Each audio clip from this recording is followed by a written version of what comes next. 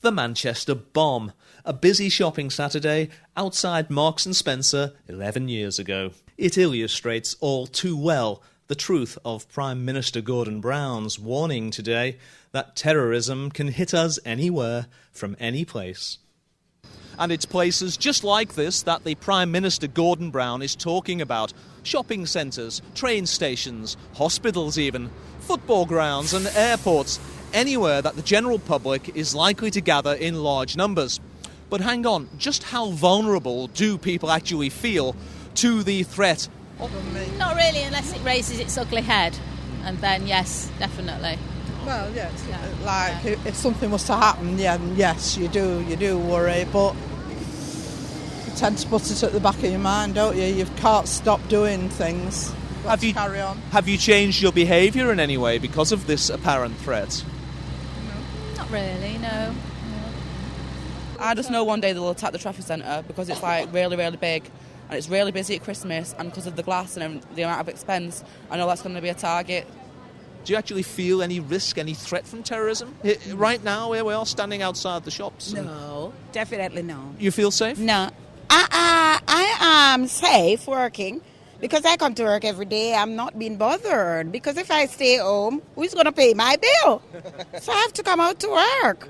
You don't feel any threat from terrorism? No, definitely no. Definitely no. Sir? I just think we've got to live as life normal. We can't just be worried about that all the time. Just if it happens, and that's it. There's no threat to you right now from terrorism as I stand here, is there? No, but if you're inside, there's more of a threat because you're locked indoors and you're surrounded by glass and everything. Just explain a bit more. What's the risk?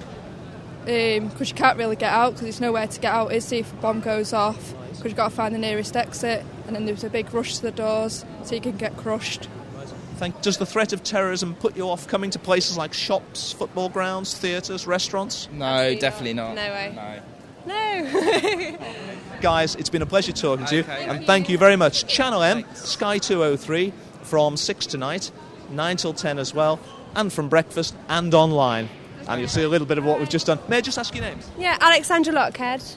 And Lee Marston. Nice to meet you. Speaking in the House of Commons today, Prime Minister Gordon Brown said that he not only wanted to see security beefed up in public buildings and public places, but he'd also like to see anti-terrorism measures being designed in to buildings of the future. Now, can that be done? Well, Andrew Wootton of Design Against Crime here at Salford University believes that it can.